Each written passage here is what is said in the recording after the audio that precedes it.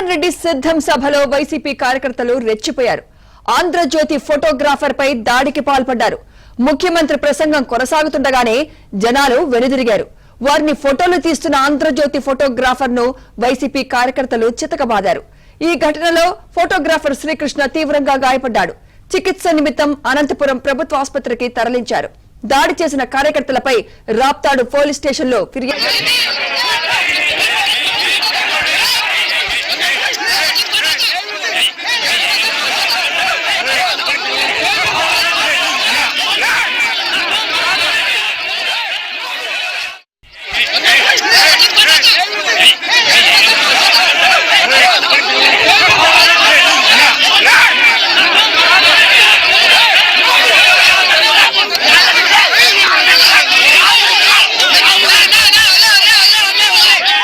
జగన్మోహన్ రెడ్డి సిద్ధం సభలో వైసీపీ కార్యకర్తలు రెచ్చిపోయారు. ఆంధ్రజ్యోతి ఫోటోగ్రాఫర్ పై దాడికి పాల్పడ్డారు. ముఖ్యమంత్రి జగన్ సభ దృశ్యాలను ఫోటోలు తీస్తున్న ఆంధ్రజ్యోతి ఫోటోగ్రాఫర్ ను వైసీపీ ఇదే అంశంపై మరింత సమాచారం మా ప్రతినిధి సురేష్ ఉంది. సార్ సురేష్, మన విజువల్స్ లో చూస్తున్నాం, ఏంటి ఘోరం?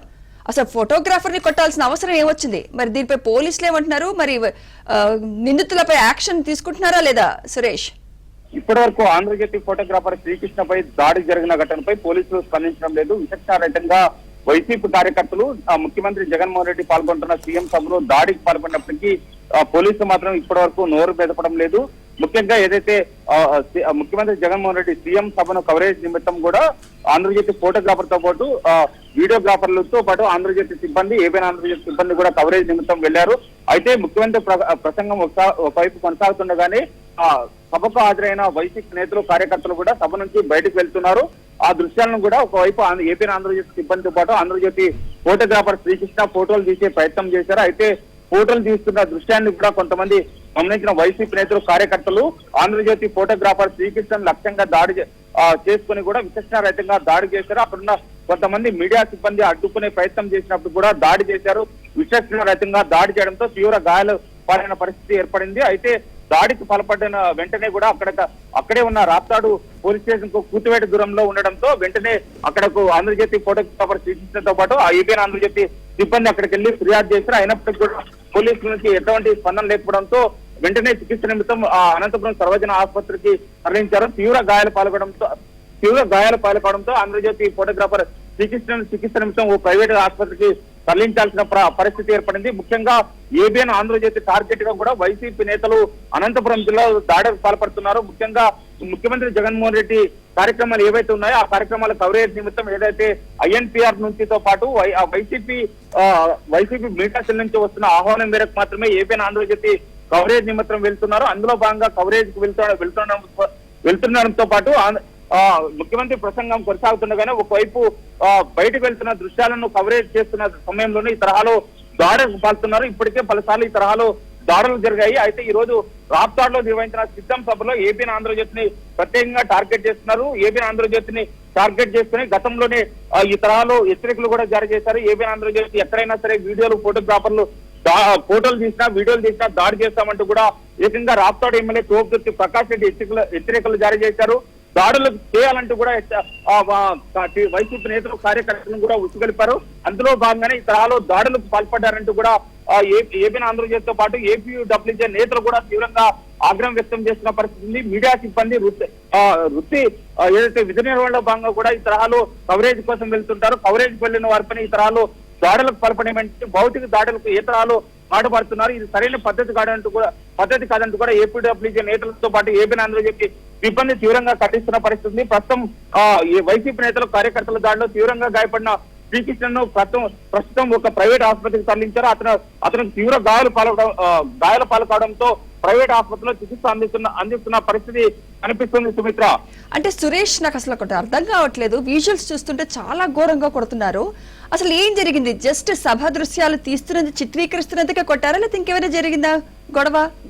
ఈ తరహా దాడులు వైసీపీ అధికారంలోకి వచ్చినప్పటి నుంచి ఏబిఎన్ ఆంధ్రజ్యోతితో పాటు ఆంధ్రజ్యోతి సిబ్బందిని టార్గెట్ గా చేసుకుని అనంతపురం జిల్లాలో దాడులు జరిగాయి. చాలా సార్లు ఏబిఎన్ ఆంధ్రజ్యోతి ప్రతినిధులతో పాటు ఆంధ్రజ్యోతి సిబ్బంది పైన కూడా దాడులు చేశారు. వారిని ఆర్థికంగా దెబ్బతీశారు. వారి విధి నిర్వహణలో కూడా పూర్తిగా దెబ్బతీసే విధంగా వ్యవహరించారు. వాళ్ళ మానసిక స్థైర్యాన్ని దెబ్బతీసే విధంగా చేశారు. ఆర్థిక ఇబ్బందులకు గురి చేసే విధంగా కూడా వైసీపీ నేతలు, ముఖ్యంగా వైసీపీ ఎమ్మెల్యేలు వ్యవహరించారు. వారిని మానసికంగా దెబ్బతీసే విధంగా కూడా పలుసార్లు చాలా మంది ఏదైతే మీడియా సమావేశాల్లో అయితే ఏమైంది, బహిరంగ సమావేశాల్లో కూడా ఏబిఎన్ ఆంధ్రజ్యోతితో పాటు ఆంధ్రజ్యోతి సిబ్బందిని మానసికంగా కించపరిచే విధంగా కూడా వైసీపీ నేతలు టార్గెట్ చేస్తున్నారు. ముఖ్యంగా వైసీపీ నేతలు టార్గెట్ చేయడానికి ముఖ్య కారణం వైసీపీ నేతలు చేస్తున్న దందాలతో పాటు భూదందాలు, దౌర్జన్యాలను ఎప్పటికప్పుడు ఏబిఎన్ ఆంధ్రజ్యోతి వెలుగులోకి తీసుకొస్తున్నటమే ఇందుకు కారణంగా చెప్పవచ్చు.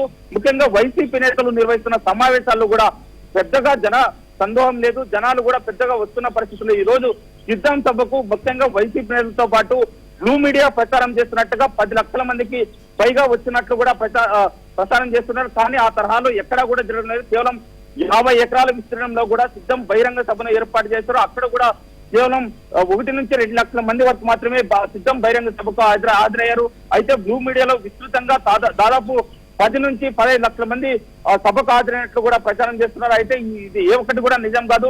ఒకవైపు ముఖ్యమంత్రి జగన్మోహన్ రెడ్డి ప్రసంగం కొనసాగుతుండగానే సభ నుంచి బయటకు వెళ్తున్నారు. సభకు వచ్చే వారికి కూడా ప్రత్యేకంగా ఆర్టీసీ బస్సులు, ప్రైవేట్ బస్సులు, కాలేజీ బస్సులను ఏర్పాటు చేసి బిర్యానీ ప్యాకెట్లు, మద్యం, మాంసం విస్తృతంగా వాళ్ళకి విచ్చలవిడిగా సరఫరా చేసి సమావేశాలకు తీసుకొచ్చారు. సమావేశాలకు వచ్చిన వారు కూడా బహిరంగంగానే సిద్ధం బహిరంగ సభకు వేదికకు ఎదురుగానే మద్యం, మాంసం సేవిస్తూ కూడా అక్కడ కూర్చున్న పరిస్థితి కనిపిస్తుంది. ముఖ్యంగా వైసీపీ జెండాలు, కండువాలు కట్టుకుని కూడా అక్కడ సిద్ధం బహిరంగ సభ అడ్డుకున్నారు. ఆ దృశ్యాలను కూడా ఏబిఎన్ ఆంధ్రజ్యోతి ఎక్స్క్లూజివ్ గా ప్రచారం చేసింది. దీనిపైన దృష్టి సారించారు. ఖచ్చితంగా ఏబిఎన్ ఆంధ్రజ్యోతి సిబ్బంది సిద్ధం బహిరంగ సభ వద్దకు వచ్చినట్టయితే దాడి చేస్తామంటూ కూడా చెప్పారు. అయినా ఏబిఎన్ ఆంధ్రజ్యోతితో పాటు ఆంధ్రజ్యోతి సిబ్బంది ఏమాత్రం ప్రాణాలకు వెనకాడకుండా కూడా అక్కడ జరుగుతున్న దృశ్యాలు, ముఖ్యంగా ఏదైతే సభ నుంచి బయటకు వెళ్తున్న దృశ్యాలను, ఒకవైపు ముఖ్యమంత్రి జగన్మోహన్ రెడ్డి ప్రసంగం కొనసాగుతుండగానే బయటకు వెళ్తున్న దృశ్యాలను కవరేజ్ చేయడంతో పాటు వీడియోలు, ఫోటోలు తీశారు. అయితే ఈ తరహాలో ఫోటోలు, వీడియోలు తీస్తారంటూ కూడా ఏబిఎన్ ఆంధ్రజ్యోతితో పాటు ఆంధ్రజ్యోతి సిబ్బందిని టార్గెట్ చేసి ఈ రోజు ఆంధ్రజ్యోతి ఫోటోగ్రాఫర్ శ్రీకృష్ణను టార్గెట్ గా దాడి చేశారని కూడా చెప్పవచ్చు. మూకుమ్మడిగా ఏదైతే రౌడీ ముక్కలు తరాలని వైసీపీ నేతలు ఒకవైపు దాడి చేశారని కూడా చెప్పొచ్చు. ఒకవైపు మీడియా సిబ్బంది అడ్డుపడుతున్నప్పటికీ కూడా ఏ ఒక్కరూ టార్గెట్ గా చేసుకుని ఆ ఏబిఎన్ ఆంధ్రజ్యోతితో పాటు ఆంధ్రజ్యోతిని టార్గెట్ గా చేసుకుని దాడులు చేశారని చెప్పొచ్చు.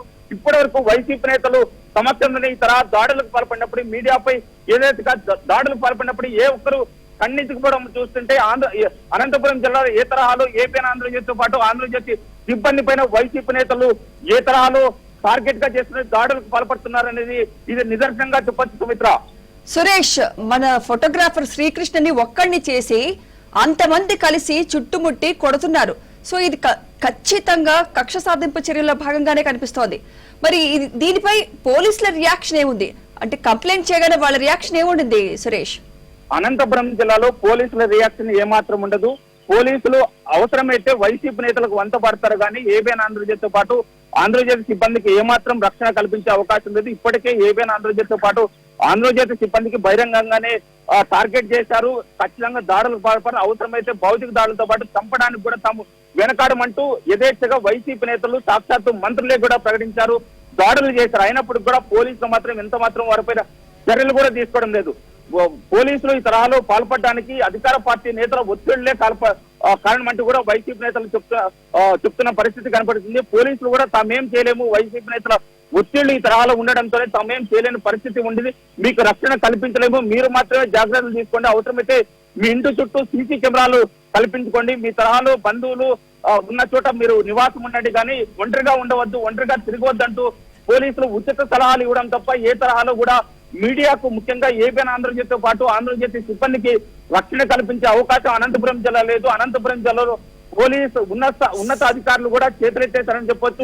ముఖ్యంగా ఎన్నికల సందర్భంగానే ఈ తరహాల దాడులకు యథేచ్ఛగా ఏబిఎన్ ఆంధ్రజ్యోతితో పాటు ఆంధ్రజ్యోతిని టార్గెట్ గా చేసుకుని వైసీపీ నేతలు దాడులకు బలపడుతున్నారు. సుమిత్ర, అయితే శ్రీకృష్ణ పరిస్థితి ఎలా ఉంది సురేష్? ప్రస్తుతం వైసీపీ రౌడీ మూకల దాడిలో గాయపడిన ఏబిఎన్ ఆంధ్రజ్యోతితో పాటు ఆంధ్రజ్యోతి ఫోటోగ్రాఫర్ శ్రీకృష్ణ పరిస్థితి ప్రస్తుతం తీవ్ర గాయాల పరిస్థితి ఉంది. ప్రస్తుతం ఆయన్ను ఏదైతే రాప్తాడు నుంచి కూడా అనంతపురం సర్వజన ఆసుపత్రికి తరలించారు. అక్కడ సర్వజన ఆసుపత్రి ఎమర్జెన్సీ వార్డులో చికిత్స చేశారు. చికిత్స అందించారు. అక్కడ వైద్యులు ప్రైవేట్ ఆసుపత్రికి తరలించాలి, మెరుగైన చికిత్స అవసరం ఉందంటూ చెప్పడంతో ప్రస్తుతం ఒక ప్రైవేట్ ఆసుపత్రికి తరలించే చికిత్స అందించాల్సిన పరిస్థితి ఉంది. వైసీపీ నేతలు విచక్షణారహితంగా రౌడీ మూకల తరాలు చుట్టుముట్టి ఒకరిని టార్గెట్ గా చేసుకుని ఏబిఎన్ ఆంధ్రజ్యోతితో పాటు ఆంధ్రజ్యోతిని టార్గెట్ గా చేసుకుని దాడులు చేయడంతో కూడా తీవ్ర గాయాల పాలైన పరిస్థితి కనిపిస్తుంది సుమిత్ర. రైట్.